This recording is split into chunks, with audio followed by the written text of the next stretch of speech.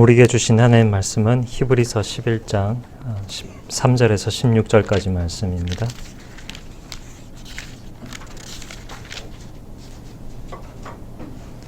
신약 365페이지에 나와 있습니다.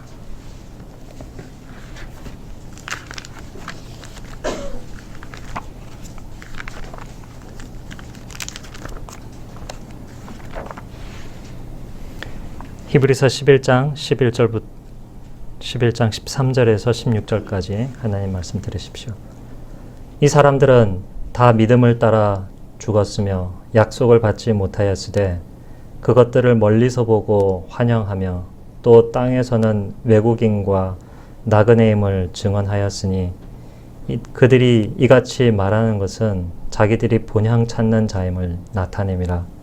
그들이 나온 바 본향을 생각하였더라면 돌아갈 기회가 있었으려니와 그들이 이제는 더 나은 본향을 사모하니 곧 하늘에 있는 것이라. 이러므로 하나님이 그들이 하나님이라 일컬음 받으심을 부끄러워하지 아니하시고 그들을 위하여 한 성을 예비하셨느니라. 아멘.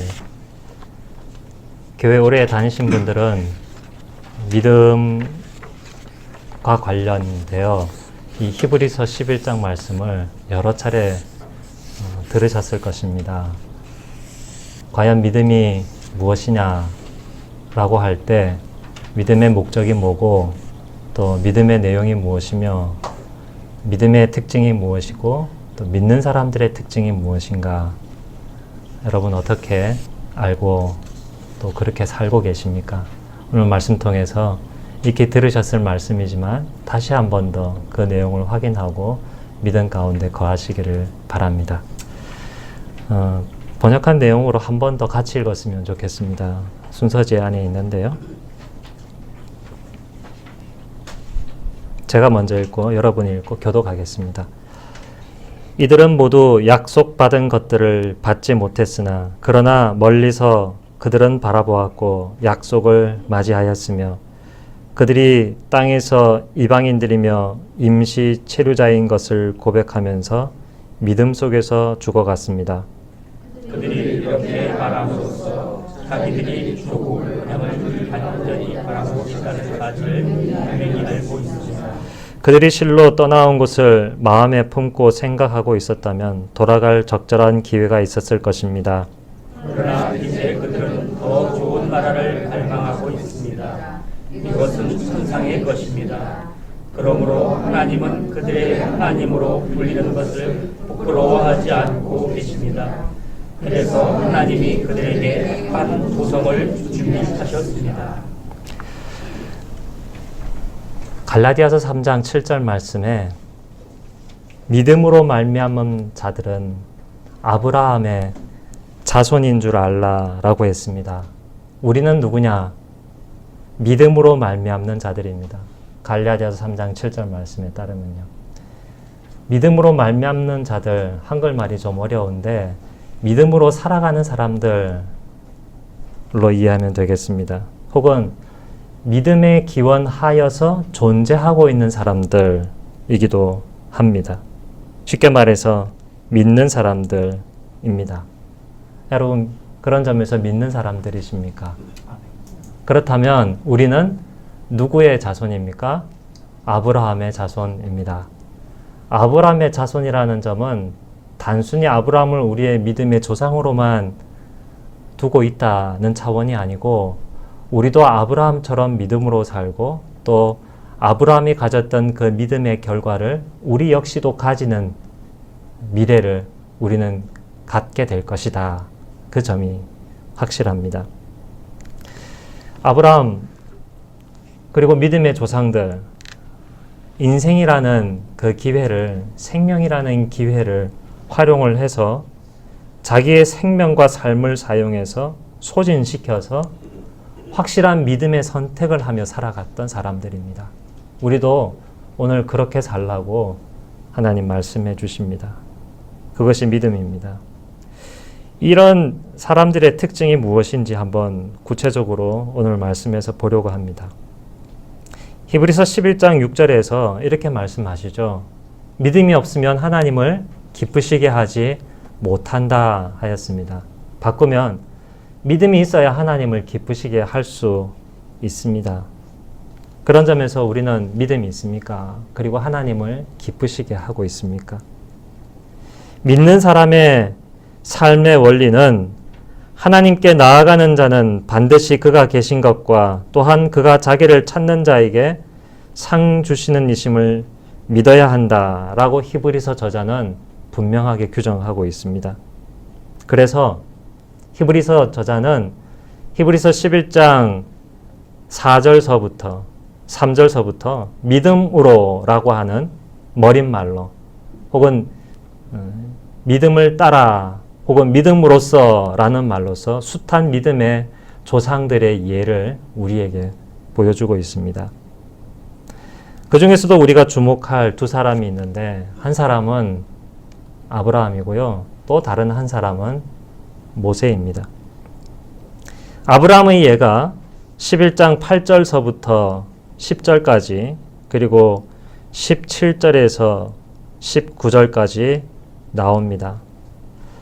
8절에서 10절까지 내용을 눈으로 한번 보시면 아브라함은 하나님이 부르시니까 그냥 훌쩍 떠나버린 사람이었습니다.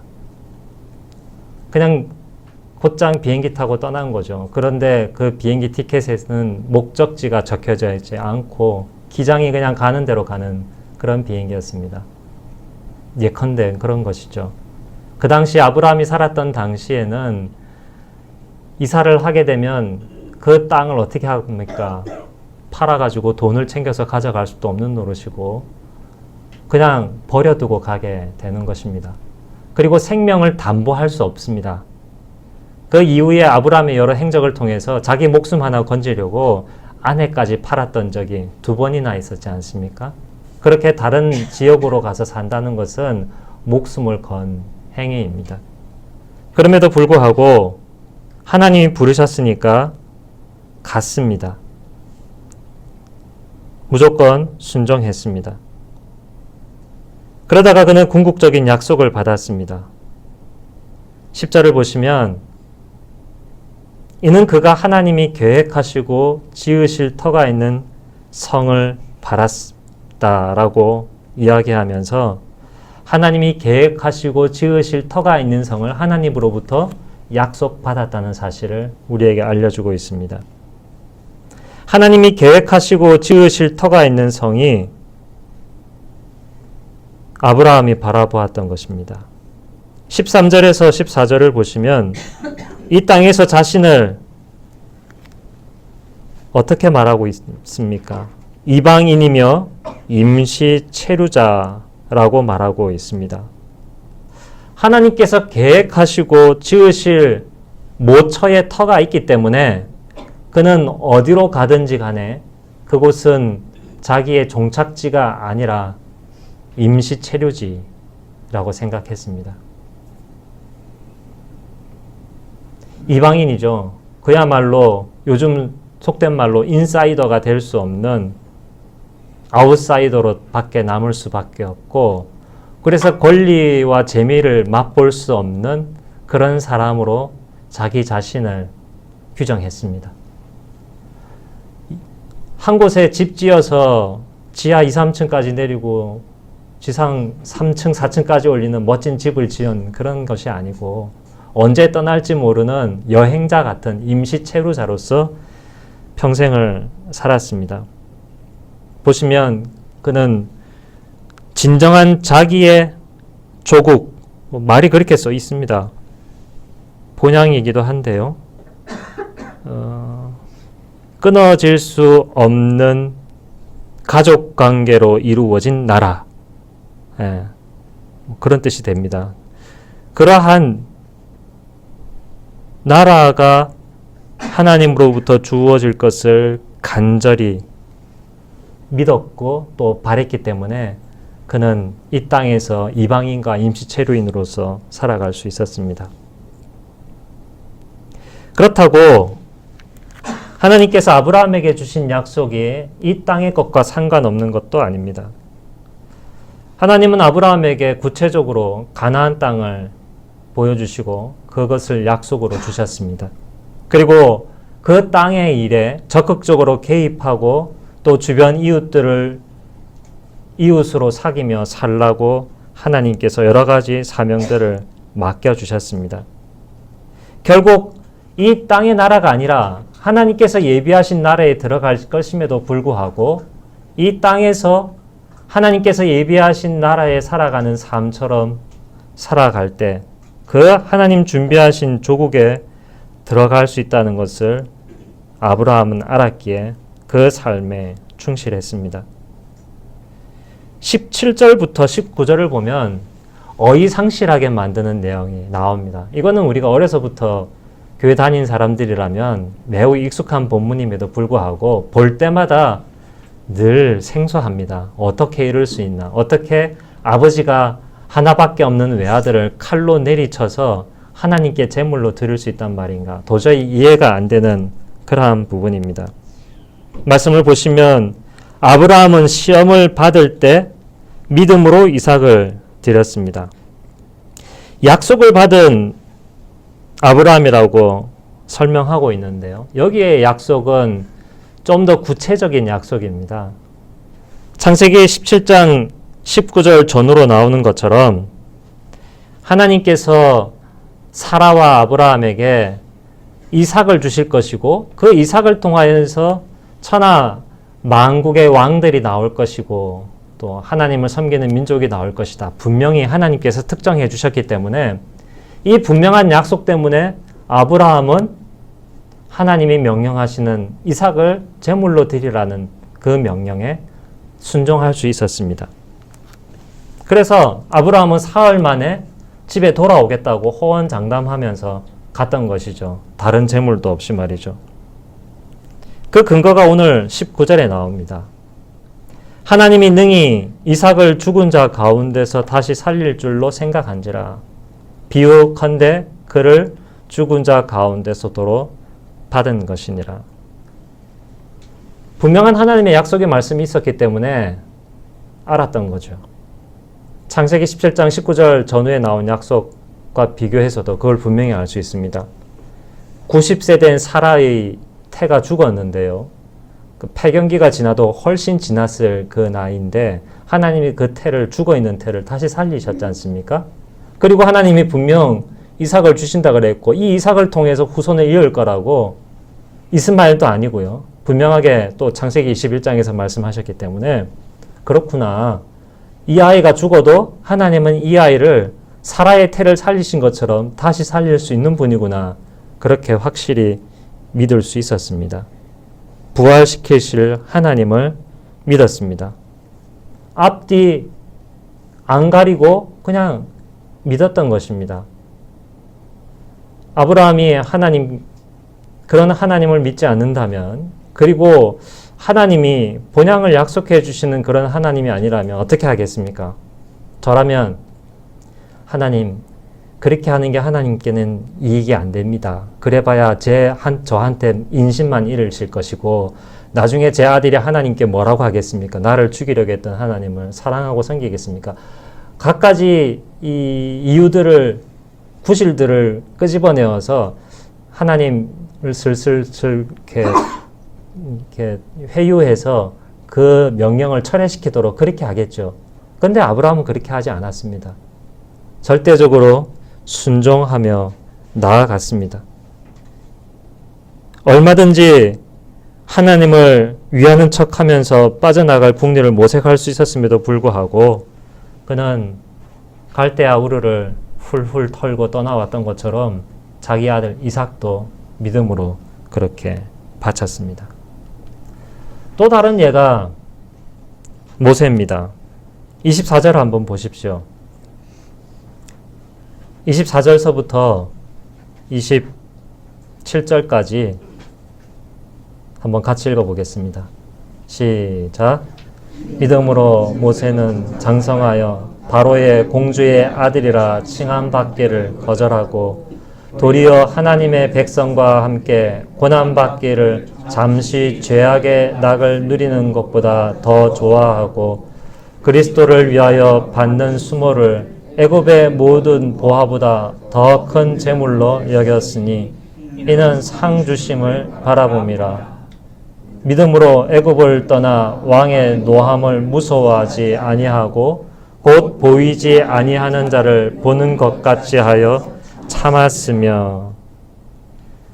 그는 파라오의 딸이라 불리는 것, 그래서 그 지위 자격을 가지고서 이집트에서 낙을 누리고 죄를 짓는 것을 마다하고 하나님의 백성으로서 그 백성들과 고난을 함께 받기를 주저하지 아니하였습니다.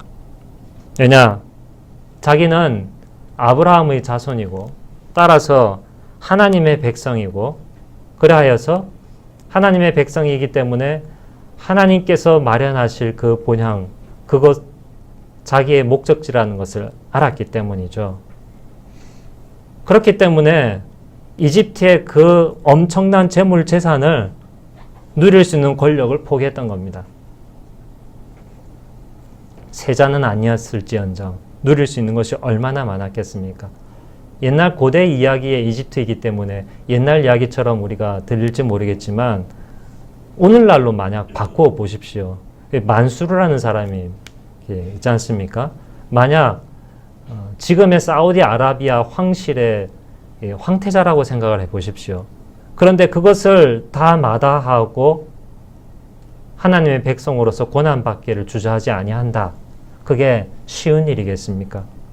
아브라함이나 모세나 지금 히브리서 11장에 나와 있는 여러 믿음의 조상들의 삶은 우리가 생각할 때요 정상적이지 않은 사람들입니다.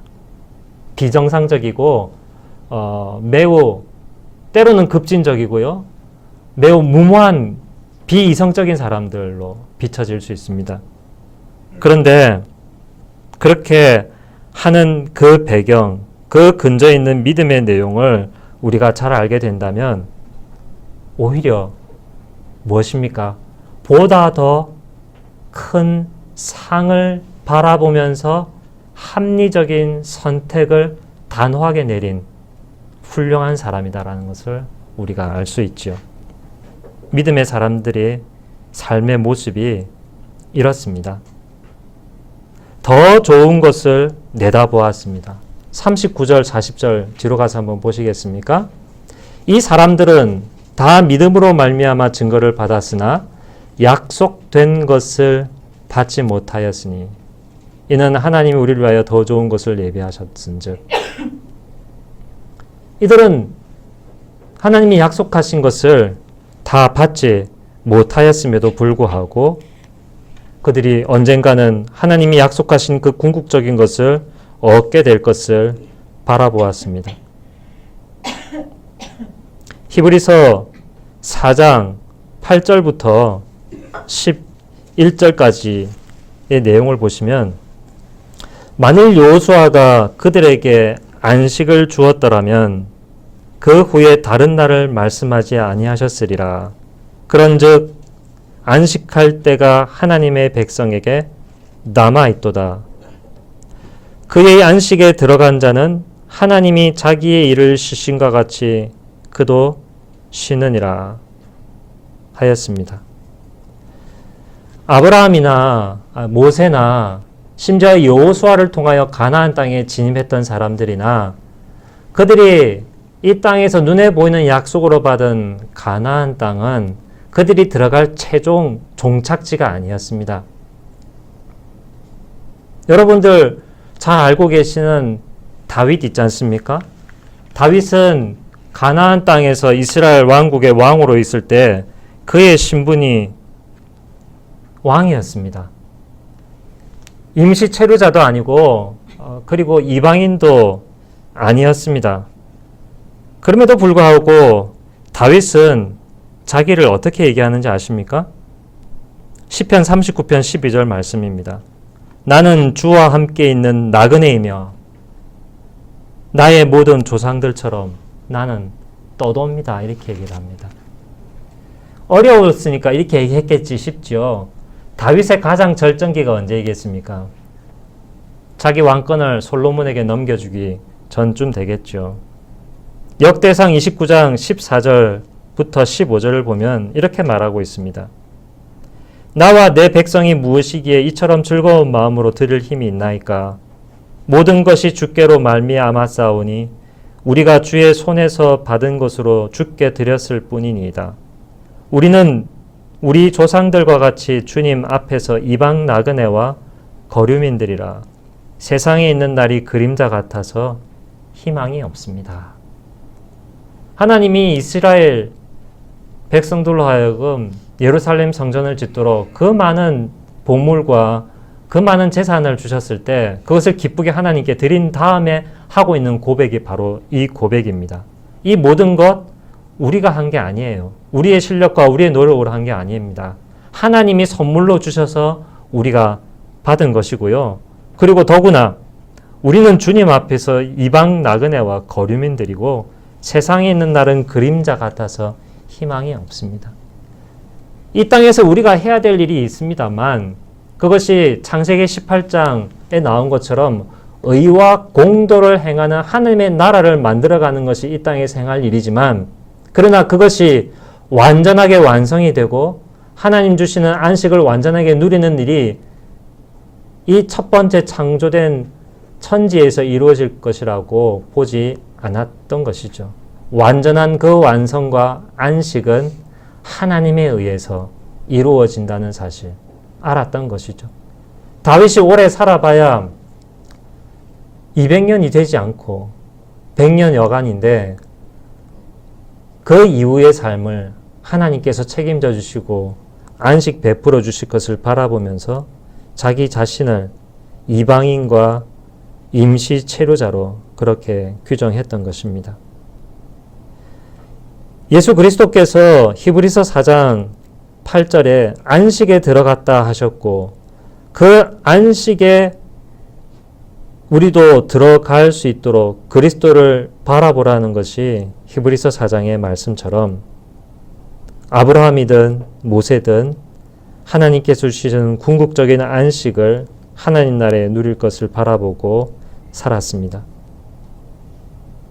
우리가 이 땅에서 우리가 가지고 있는 직업이나 우리 각 개인의 개성이나 자아가 온전히 발현되지 않을 수 있습니다. 그 일로 인해서 슬플 수 있습니다. 아쉬울 수 있고 가슴 아플 수도 있으나 그럼에도 불구하고 더 중요한 것이 우리에게 있고 그것이 우리를 기다리고 있습니다. 그것은 하나님의 준비하신 조국, 우리의 본향이죠. 그것을 위하여서 우리는 이 땅에서 열심히 수고하고 배우고 일하고 살아가는 것인데 이것이 순서가 뒤바뀌면 위아래가 바뀌어지면 어떻게 되는지 아십니까? 우리가 그토록 귀하게 여기는 우리의 인생이, 우리의 삶이, 우리의 몸이, 우리의 자격과 실력과 능력이 우상이 되는 것입니다. 모세가 그것을 알고 있었기 때문에 자기가 굳이 겪지 않아도 될 구절 일을 하나님의 백성과 함께 겪었고 또 이집트에서 자기가 누릴 수 있는 여러 가지 좋은 것들을 초계와 같이 버릴 수 있었던 것입니다. 예수님께서 우리를 부르십니다. 하나님이 아브라함을 부르셨듯이 우리를 예수 그리스도께서 부르십니다. 주중에 마가복음을 우리가 읽게 되는데 예수님께서 갈릴리 바다에서 제자들을 부르셨던 것처럼 우리도 부르십니다. 우리를 부르시고 우리에게 약속하십니다. 제자들이 어떻게 했습니까? 아브라함이 했던 것처럼 그들의 직업을 내려놓고 예수님을 따라갔습니다. 우리도 하나님 앞에서 다 버린 사람처럼 하나님을 따라가고 예수님의 제자가 되어야 합니다. 그렇다고 제가 여러분들에게 지금 하고 계신 일을, 직업을, 공부를, 꿈을 포기하라고 말씀드리는 것이 전혀 아닙니다.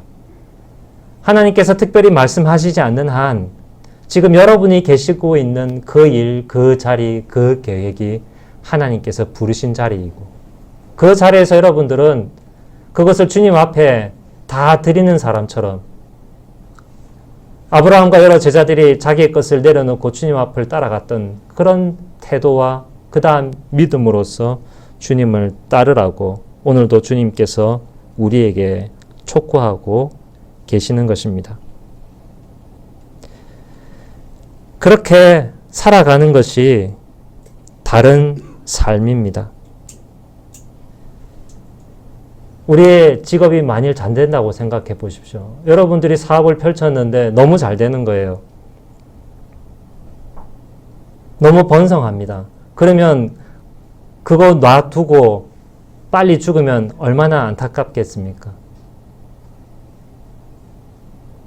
정말로 우리가 좋아하고 정말로 중요하게 여기는 것이 따로 있기 때문에 상관이 없다는 것이 아니라 지금 우리가 하는 것과 지금 우리가 하는 것은 하나님께서 우리를 위하여 예비하신 그것을 위하여 얻기 위한 수단일 뿐 우리에게는 진정한 목적이 있기 때문에 우리도 아브라함처럼 모세처럼 라합처럼 그렇게 세상 사람들과 다르게 살아갈 수 있는 것입니다.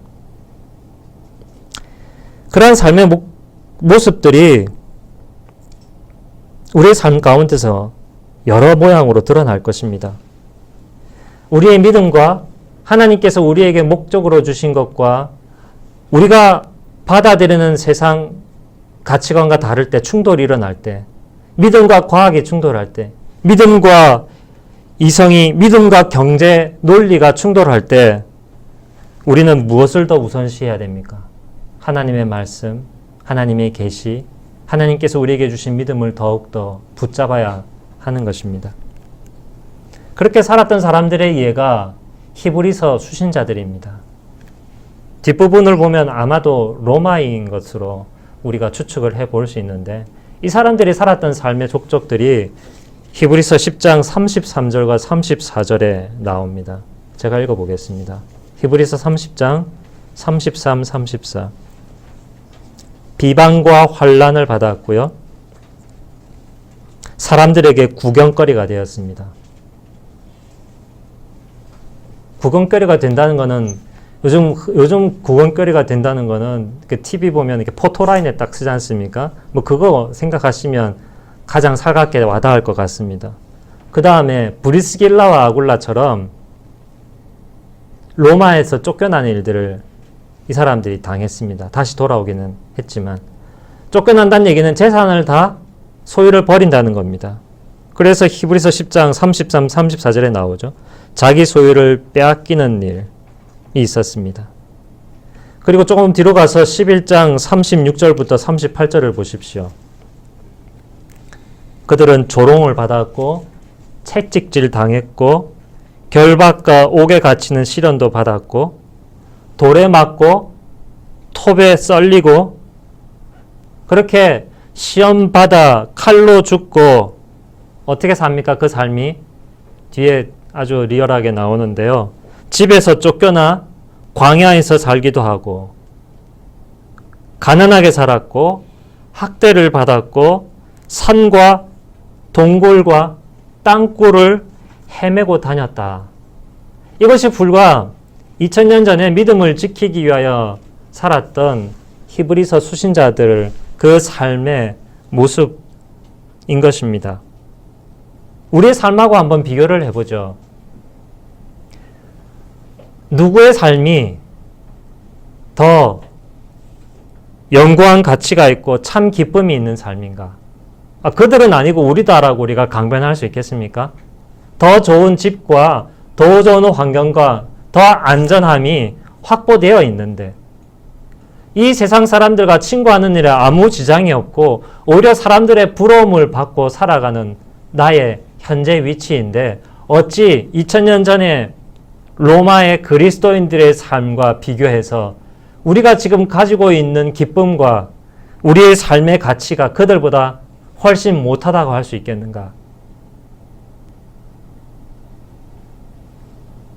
우리 삶은 어떻습니까? 현실적인 거는 누가 더 좋은 직장에 가고 누가 더 좋은 대학에 가서 그걸 가지고서 각 가정에서 부모와 자녀들이 아웅다웅 하면서 좀 많은 돈을 벌고 좀 더 부러움을 사면은 기쁘고 마음에 이제 그 보물 감춰놓은 것처럼 행복이 샘솟아오르고, 그렇지 못하면 가정에 불화가 생기고 근심 걱정거리가 쌓이고 뭐 이런 것들이 우리의 삶이지 않습니까?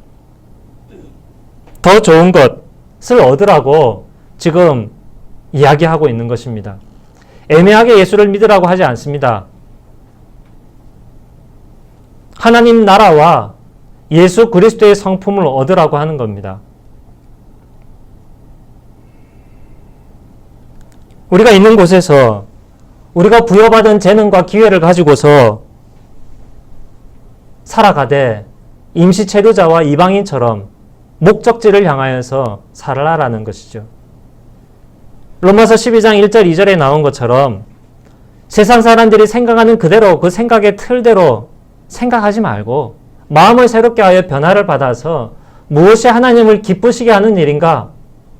무엇이 믿음인가? 믿음이 없으면 하나님을 기쁘시게 하지 못한다고 했는데, 그렇게 살아가는 삶이 믿는 사람의 삶입니다. 더 나은 본향, 하늘을 바라보면서 그 천상의 그러한 가치와 삶의 방식, 그것을 이 땅 우리 삶에 이식하면서 살아가는 거죠. 모내게 하면서. 히브리서 10장 34절부터 11장 2절을 보면 믿음의 목적이 뭐고 믿음의 특징이 무엇인지가 참 잘 나오고 있습니다. 한번 보시겠습니까? 히브리서 10장 34절 보시면은요, 더 낮고 영구한 소유가 있는 줄 안다. 영구하다는 얘기는 존속하는, 살아남는, 이렇게 불을 이렇게 피우면 불순물이 쫙 빠지지 않습니까? 제대로 된 것만 남지 않습니까? 그것처럼 어떤 환란을 거치더라도, 어떤 시간이 경과하더라도, 아무리 세상의 가치관이 바뀌더라도 이거는 진짜야 할 수 있는, 살아남고 존속할 수 있는 영구한 소유가 믿음의 목적입니다. 소유는 쉽게 말해서 자산입니다. 요즘 말로 말하면 포트폴리오하고 자산이 이렇게 굴리지 않습니까?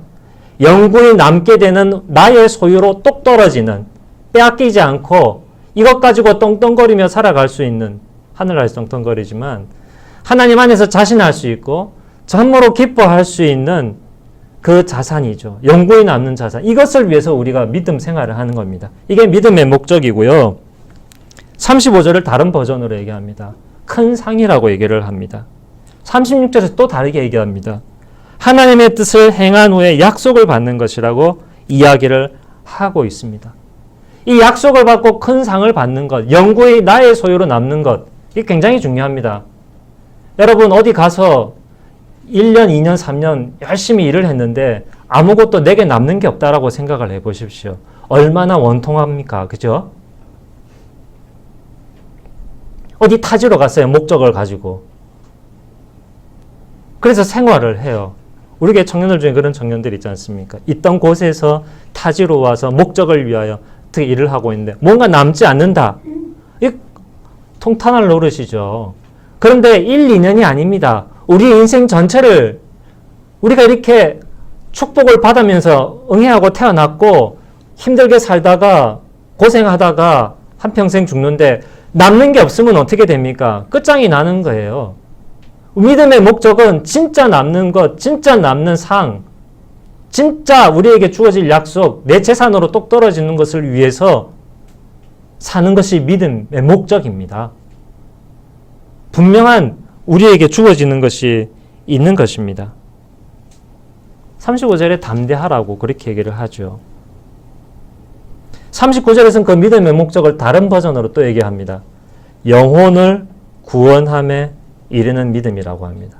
믿음의 목적은 우리의 영혼이 구원을 받는 거예요. 나는 그럼 영혼만 구원받고 내 몸은, 내 삶은, 내 관계는 영혼과 그것이 다 연결되어 있습니다. 몸을 제대로 사용하는 방법이 어디서 나오겠습니까? 영혼이 제대로 활동할 때 몸을 제대로 사용할 수 있죠. 그 다음에 믿음의 내용이요. 잘 나오고 있습니다. 믿음의 내용이 히브리서 11장 1절과 2절에 나오는데요. 이거는 꼭 읽어보면 좋겠습니다. 여러분이 읽어보시겠습니다. 시작. 믿음은 바라는 것들의 실상이요 보이지 않는 것들의 증거니 선진들이 이로써 증거를 얻었느니라. 믿음은 소망하는 대상이 되는 것들의 본질입니다.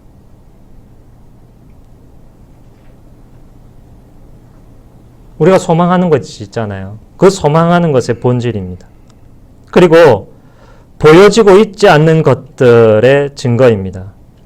그 보여지고 있지 않는 것들은 물건도 될 수도 있고 우리에게 주어진다라고 분명히 얘기하시는 사건이 될 수도 있고 어떤 일이 될 수도 있습니다. 선진들이 이로써 증거를 얻었다는 것은 옛 사람들이 믿음으로 그것을 인정받았다는 겁니다. 누구로부터요? 우리로부터. 후대 사람들로부터 그 사람들 믿는 대로 정말로 그렇게 되었어라고 그렇게 인정해 주는 것. 그것을 받았다는 얘기입니다. 2절에서의 증거와 1절에서의 증거는 조금 다른 겁니다. 1절에서의 증거는 증거, 뭐라고 하죠? 이렇게 뭘 보고서 뭐 이렇게 사건은 나면 증거하지 않습니까? 그거고 뒤에는 인정해 주는 겁니다. 그 인정을 받았다는 것입니다. 믿음의 목적은 더 좋은 나라를 받는 거라고 말씀드렸죠. 더 영구한 것, 영구원함을 얻는 거라고 말씀드렸는데 믿음의 내용은 무엇이냐? 하나님의 형상, 예수님의 형상을 담는 것이고 하나님이 우리 하나님 되는 것, 그것입니다. 여기서 지금 11장 1절과 2절에서 얘기하고 있는 그 믿음의 소망의 대상이 되는 것들, 그 궁극적인 언약의 내용은 시간이 짧아서 제가 다 말씀은 못 드리겠습니다만 앞에서 말씀드린 것과 연결선상에서 하나님의 나라입니다.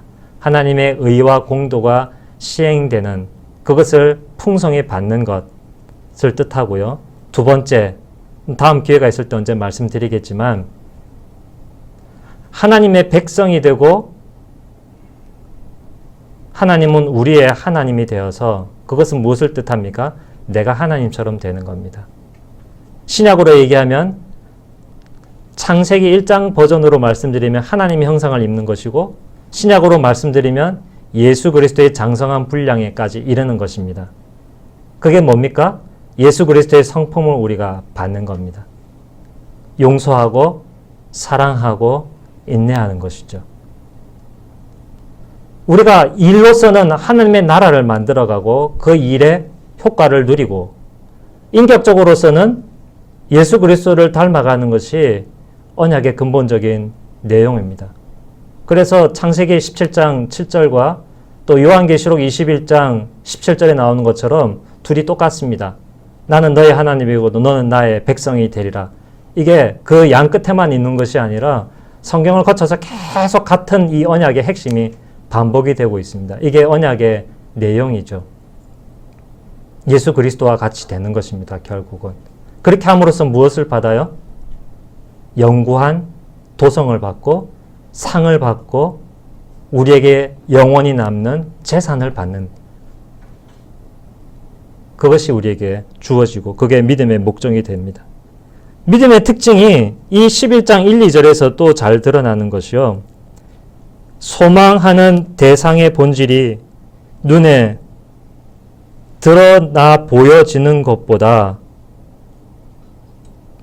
더 잘 나타나는 것이 있는데 그게 뭐냐? 바로 믿음이라는 것이죠. 제가 컵을 받았습니다. 근데 이것보다 이것에 대한 믿음이 이 본질을 더 잘 드러내어 준다라는 것입니다. 예컨대 결혼을 하지 않습니까? 결혼을 하면 그 사람 그 자체가 결혼의 본질이라기보다 내가 그와 맺고 있는 사랑의 관계가 어떠한 것인지 가지고 있는 그 믿음이 그 결혼의 본질을 더 잘 드러내준다는 것이죠. 예를 들면 이런 겁니다. 그냥 배우자를 옆에 두고 살아가는 것으로서 그것이 증거가 되는 것이 아니고 그 핵심인 관계의 어떤 믿음이 증거가 되는 건데, 그 믿음은 뭐냐면 내가 먼저 사랑을 받고 내가 먼저 인정을 받겠다고 하는 것이 아니라 내가 먼저 섬기고 내가 먼저 낮아지겠다라고 하는 것이 결혼 관계의 핵심인 것이죠. 그게 눈에 보이는 그 사람보다 그 믿음 자체가 더 본질적인 내용이 된다는 겁니다. 말이 어렵습니까? 좀 다른 얘기를 그럼 해보겠습니다. 다른 특징을. 그 다른 특징이 2절에 나오는 것입니다. 믿음은 그 1절 후반절, 믿음은 보이지 않는 것들의 증거입니다. 이것은 우리가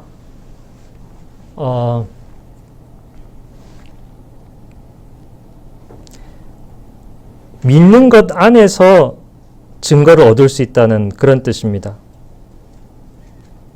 사람들은 보이지 않는 하나님의 능력과 사랑과 약속의 증거를 가장 쉽게 어디서 발견할 수 있냐면 신앙 선배들의 행위와 삶을 보고서 확인을 하고 그것을 증거로 얻게 됩니다.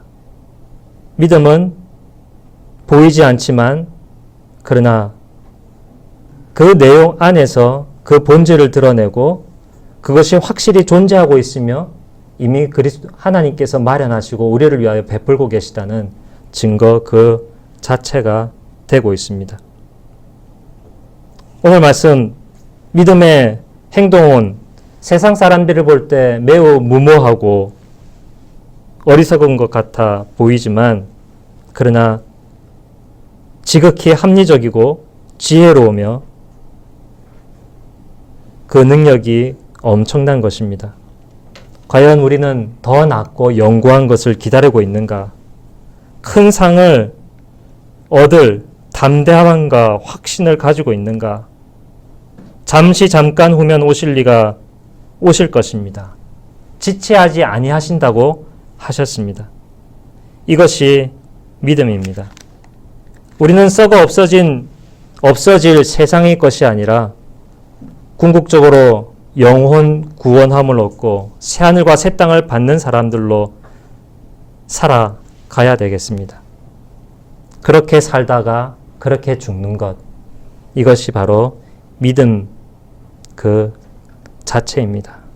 오늘도 그렇게 삶으로써 하나님께서 약속해 주신 영광한 상을 풍성히 누리시기를 바랍니다.